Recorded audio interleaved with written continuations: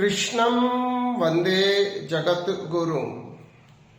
I pray to the Guru of the Universe.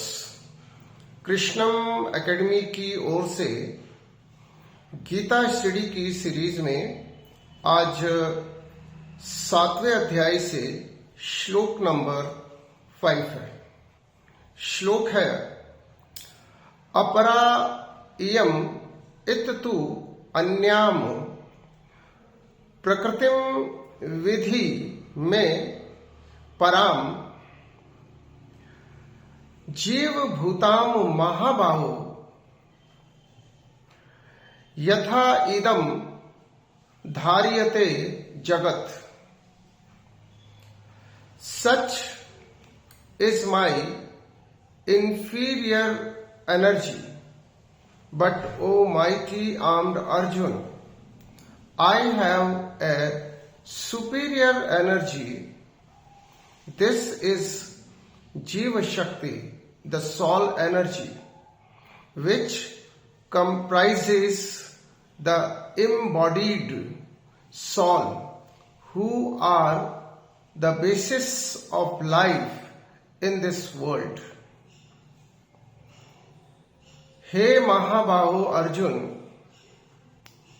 इन अपरा शक्तियों के अतिरिक्त मेरी एक पराशक्ति है,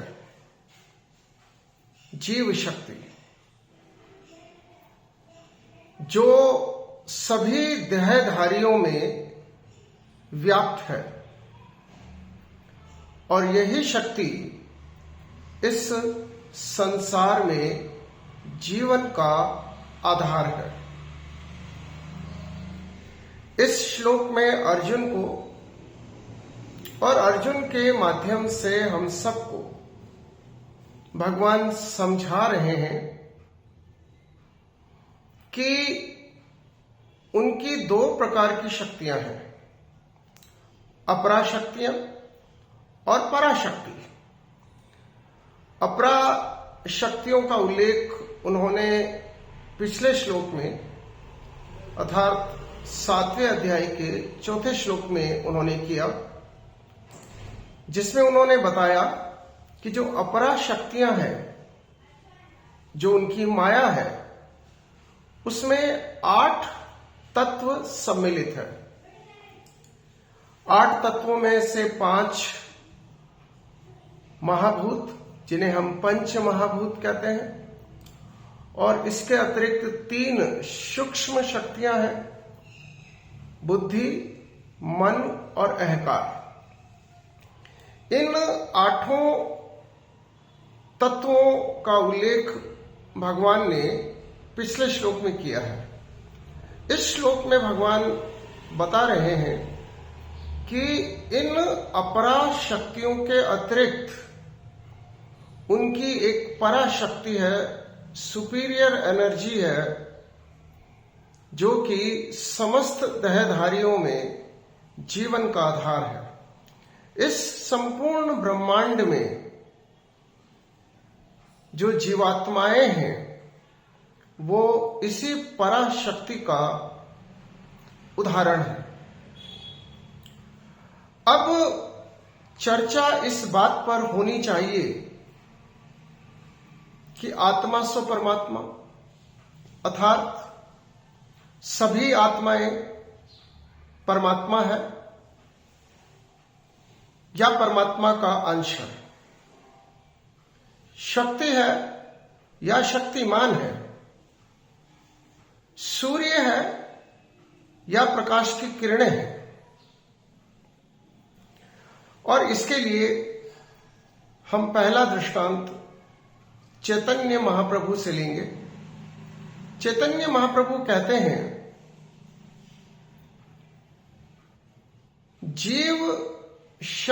जीव तत्व शक्ति, कृष्ण तत्व शक्तिमान, गीता विष्णु पुराणादि ताहाते प्रमाण। चैतन्य महाप्रभु कह रहे हैं कि जो जीव तत्व है वह शक्ति तो है, परंतु शक्तिमान नहीं है। यानी कि आत्मा परमात्मा का रूप तो है, आत्मा परमात्मा का अंश तो है, परंतु परमात्मा नहीं। और इसीलिए मैं कहता हूं, apart from the God no one is God. सूर्य और सूर्य की किरणों में भेद है और अभेद भी। उसी प्रकार समस्त जीवों और परमात्मा में भेद है और अभेद भी। और इसी बात को जगत गुरु कृपालु जी महाराज ने बहुत स्पष्ट रूप से समझाया है। जीव माया दुई शक्ति है, कृष्ण शक्तिमान। अर्थात शक्तिमान तो यानी कि सर्वशक्तिमान तो परमात्मा श्री कृष्ण ही है। अब जीव यानी जीवात्माएं यानी कि भगवान की पराशक्तियां, और माया यानी कि ये जो दृश्य संसार है, ये जो भौतिक संसार है, ये ईश्वर की अपरा शक्तियों से बना है। जीव माया दुई शक्तियां, कृष्ण शक्तिमान। शक्ति ही भेद है अभेद भी, शक्तिमान ते जान। अब ये परा और अपरा शक्तियों को केवल हम भगवान श्री कृष्ण से ही जान सकते हैं, क्योंकि वही इस जगत के गुरु है। कृष्णम वंदे जगत गुरु। उनके अतिरिक्त हमें कोई और बता भी नहीं सकता, समझा भी नहीं सकता। केवल परमात्मा ही अपनी अपरा और परा शक्तियों के बारे में हमें समझा सकते हैं। हम कई बार अधूरे ज्ञान की वजह से कंफ्यूज हो जाते हैं, और कहा भी जाता है little knowledge is a dangerous thing. अधूरा ज्ञान बहुत खतरनाक है। इससे अच्छा तो अज्ञानी होना बेहतर है। और पूरा ज्ञान यह है कि आत्मा परमात्मा की ही जीव शक्ति है, परंतु परमात्मा नहीं है। हम सूर्य की किरणें और सूर्य को समकक्ष नहीं रख सकते। हां, आत्मा परमात्मा के गुणों को अपनाकर, परमात्मा के बताए हुए रास्ते पर चलकर आत्म कल्याण कर सकती है, अपना कल्याण कर सकती है, परम आनंद को प्राप्त कर सकती है। परंतु कोई भी आत्मा परमात्मा नहीं बन सकती। आत्मा सो परमात्मा का अर्थ केवल इतना ही है कि आत्मा परमात्मा का अंश है, उसका संपूर्ण नहीं है। सूर्य की किरणें सूर्य का अंश तो है, परंतु सूर्य नहीं है। बस यह बात हमको समझनी है। इसलिए अगर कुछ पाखंडी ढोंगी ये घोषणा करते हैं कि अहम ब्रह्मास्मि, तो ये सत्य नहीं है, ये संपूर्ण सत्य नहीं है।